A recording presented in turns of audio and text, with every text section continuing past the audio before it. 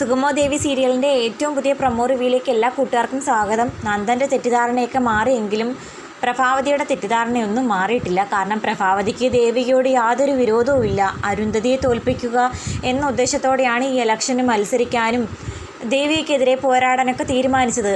അത് അരുന്ധതിയാണ് ദേവികയെ ഇലക്ഷന് മത്സരിപ്പിക്കുന്നത് എന്ന ഒറ്റ വാക്ക് കേട്ടതിനെ തുടർന്ന് എന്നാൽ അതൊന്നും സിദ്ധുവിനോടോ രജനിയോടോ ഗിരീഷിനോടോ ആരോടും തുറന്നു പറയാൻ പറ്റാത്ത സാഹചര്യമായതുകൊണ്ട് പറയാനും പറ്റുന്നില്ല. അപ്പം സിദ്ധു ആണെങ്കിൽ രജനിയോട് പറയുന്നുണ്ട്, അമ്മയോട് നിങ്ങൾ രണ്ടുപേരും പറയണം, ഞാൻ പറഞ്ഞാൽ അതൊരു രാഷ്ട്രീയ വഴക്കെന്ന രൂപത്തിലേ പ്രഭ ഉൾക്കൊള്ളൂ. നിങ്ങൾ പറഞ്ഞ് എങ്ങനെയെങ്കിലും പ്രഭാവതിയുടെ തീരുമാനത്തിൽ നിന്നും പിന്തിരിപ്പിക്കണം എന്ന് പറയുമ്പോൾ പ്രഭാവതി പറയുന്നുണ്ട്, കൊള്ളാം, മക്കളുടെ അഭിപ്രായപ്രകാരമല്ല ഈ പ്രഭാവതി ഒരു കാര്യങ്ങളും തീരുമാനിക്കുന്നത്. ഈ ഇലക്ഷന് മത്സരിക്കാൻ പാടില്ലെന്ന് ഞാനും രജനി ഉൾപ്പെടെ ദേവികയോട് പറഞ്ഞതാണ്. അപ്പോൾ ദേവിക എന്താ പറഞ്ഞത്? ഇലക്ഷന് മത്സരിക്കുന്നത് നാട്ടുകാരും പത്രമാധ്യമങ്ങളും മുഴുവനും അറിഞ്ഞു, അതുകൊണ്ട് പിന്മാറാൻ പറ്റില്ലെന്ന്. അത് തന്നെ എനിക്കും ഇപ്പോൾ പറയാനുള്ളത്. നന്ദനും പ്രഭാവതിയോട് പറയുന്നുണ്ട്, ഒരു കാരണവശാലും അമ്മ ദേവിയെ വിഷമിപ്പിക്കുകയോ അവൾക്കെതിരെ മത്സരിക്കുകയോ ചെയ്യരുത്. എന്നാൽ പ്രഭാവതി പറഞ്ഞ വാക്കുകൾ ദേവിക അനുസരിച്ചില്ല എന്ന പേരിനാണ് ഇപ്പോൾ ഇലക്ഷന് മത്സരിക്കുമെന്നുള്ള വാശിയിൽ പ്രഭാവതി നിൽക്കുന്നത്. അങ്ങനെയല്ലേ പറയാൻ പറ്റുള്ളൂ. അരുന്ധതി ആണെങ്കിൽ ആകെ തകർന്നു എന്ന് തന്നെ പറയാം. കാരണം പ്രഭാവതി KDFിൻ്റെ സ്ഥാനാർത്ഥിയായിട്ട് മത്സരിക്കാൻ പോകുന്നു എന്നുള്ള കാര്യം ത്യാഗരാജൻ പോലും അറിഞ്ഞില്ല. ആരും അറിയാതെ രഹസ്യമായിട്ട് എങ്ങനെ ഇങ്ങനൊരു മുന്നേറ്റത്തിലേക്ക് വന്നു, പിന്നെ തന്നെ എന്തിനാണ് പാർട്ടിയിലേക്ക് ലക്ഷങ്ങൾ മുടക്കി ചേർത്തത് എന്നൊക്കെയുള്ള പേരിൽ ത്യാഗരാജനെ വല്ലാണ്ട് കുറ്റപ്പെടുത്തുന്നു. അത് അയാൾക്ക് വല്ലാത്ത ക്ഷീണം ഉണ്ടാക്കുന്നു. അപ്പോൾ CPയും ത്യാഗരാജനെ കുറ്റപ്പെടുത്തി സംസാരിക്കുമ്പോൾ CPയോട് ത്യാഗരാജൻ പറയുന്നുണ്ട്, അരുന്ധതി മേഡം എന്ത് പറഞ്ഞാലും ഞാൻ കേൾക്കും, പക്ഷെ തൻ്റെ വാക്ക് എനിക്ക് കേൾക്കേണ്ട ആവശ്യമില്ല.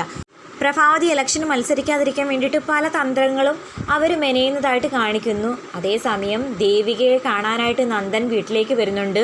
അച്ഛനോടും അമ്മയോടും ശാരികയോടും ഒക്കെ മാപ്പ് പറയുന്നുണ്ട്. തനിക്ക് പറ്റിയ തെറ്റാണ്, താൻ ദേവികയെ തെറ്റിദ്ധരിച്ചു പോയി, എല്ലാവരും എന്നോട് ക്ഷമിക്കണം, ആ ഒരു തെറ്റിദ്ധാരണയുടെ പുറത്താണ് നിങ്ങളോടൊക്കെ മോശമായി പെരുമാറിയത് എന്നൊക്കെ പറയുമ്പം രാധികയും മാധവനും വിഷമവും ദേഷ്യമൊക്കെ ഉണ്ടായിരുന്നു, ഇപ്പോൾ കുഴപ്പമില്ല എന്നുള്ള രൂപത്തിൽ സംസാരിക്കുമ്പം ശാരികയല്ലേ, ശാരികയുടെ മനസ്സിൽ എന്തുണ്ടെങ്കിലും അതുപോലെ തന്നെ പുറത്ത് പറയുന്നവളാണ്, ഒന്നും മറച്ചു വെക്കാറില്ല.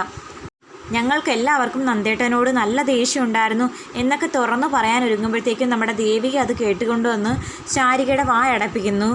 അന്നേരം നന്ദനും പറയുന്നുണ്ട്, വേണ്ട ദേവി, ശാരിക പറഞ്ഞോട്ടെ, അവൾ എന്ത് പറഞ്ഞാലും കേൾക്കാൻ ഞാനും ബാധ്യസ്ഥനാണ്, ഞാൻ അങ്ങനെയൊക്കെ കാട്ടിക്കൂട്ടിയില്ലേ, എല്ലാവരോടും ക്ഷമ ചോദിക്കുന്നുണ്ട്.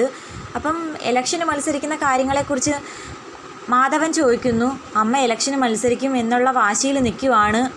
ഒരു വീട്ടിലുള്ള 2 പേര് അങ്ങോട്ടും ഇങ്ങോട്ടും മത്സരിച്ച് കഴിഞ്ഞാൽ അത് കുടുംബജീവിതത്തെ ബാധിക്കില്ലേ എന്നുള്ള രൂപത്തിൽ അച്ഛനും അമ്മയും സംശയം പറയുമ്പോൾ നന്ദൻ പറയുന്നുണ്ട്, ഏത് രൂപത്തിൽ ബാധിച്ചാലും ഇല്ലെങ്കിലും ശരി, ഞാൻ ഇനി ദേവിയെ തള്ളിക്കളയില്ല. ദേവികയ്ക്ക് വേണ്ടിയിട്ട് ഇലക്ഷൻ പ്രചരണത്തിന് ഇനി ഞാനും കൂടി ആയിരിക്കും ഇറങ്ങി പ്രവർത്തിക്കുന്നത്. ഈ രാത്രി തന്നെ ഭാര്യയും ഭർത്താവും കൂടി ഇലക്ഷൻ പ്രചരണത്തിന് ഇറങ്ങുവാണോ എന്ന് ചോദിച്ച് ശാരിക കളിയാക്കുന്നു. അങ്ങനെ അവിടുത്തെ പ്രശ്നങ്ങളെല്ലാം സമാധാനപരമായി അവസാനിച്ചുകൊണ്ട് ദേവികയും നന്ദനും ഒന്നായിരിക്കുന്നു. ഇന്ന് ദേവികയുടെ വീട്ടിലാണ് നന്ദൻ താമസിക്കുന്നത് തന്നെ. അങ്ങനെ ദേവികയാണെങ്കിൽ ഒരു ഗ്ലാസ് പാലൊക്കെ ആയിട്ട് ഫസ്റ്റ് നൈറ്റ് എന്ന പോലെ റൂമിലേക്ക് വരുമ്പം നന്ദൻ ചോദിക്കുന്നുണ്ട്, ഇന്നെന്താ നമ്മുടെ ഫസ്റ്റ് നൈറ്റ് ആണോ? അങ്ങനെയാണ് ശാരിക പറയുന്നത്. എൻ്റെ തെറ്റിദ്ധാരണയെല്ലാം വേറെ ഒരു തെറ്റിദ്ധാരണയാണെന്ന് എനിക്ക് മനസ്സിലായി, എന്നോട് നീ ക്ഷമിക്കണം എന്നൊക്കെ നന്ദൻ പറയുമ്പം എന്നോട് ക്ഷമ ചോദിക്കേണ്ട ആവശ്യമൊന്നുമില്ല നന്ദു. ആ സാഹചര്യത്തിൽ നന്ദു അല്ല ഞാനാണെങ്കിലും അങ്ങനെയൊക്കെ തന്നെ തെറ്റിദ്ധരിച്ച് പോയേനെ. നമുക്ക് ആ കാര്യങ്ങളൊക്കെ മറക്കാം.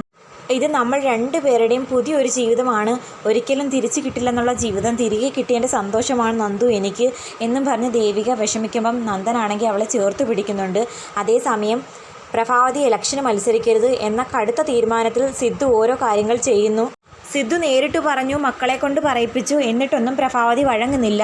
ഇലക്ഷന് മത്സരിച്ച് കഴിഞ്ഞാൽ തൻ്റെ പാർട്ടിയുടെ വിജയ സാധ്യതയെ അത് ബാധിക്കും.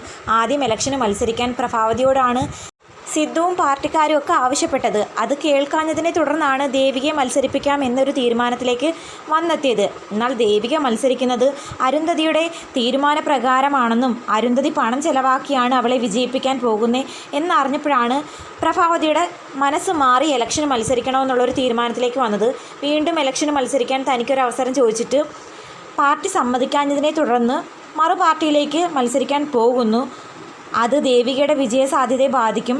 പ്രഭാവതി എന്ന് പറയുന്നത് ദേവികയ്ക്കായും വിജയ സാധ്യതയുള്ള സ്ത്രീ തന്നെ ആയതുകൊണ്ട് തന്നെ എങ്ങനെയെങ്കിലും അവരെ ഇലക്ഷനിൽ നിന്നും പിന്മാറ്റണം എന്ന് സുഹൃത്തിനോട് ആവശ്യപ്പെടുന്നുണ്ട്.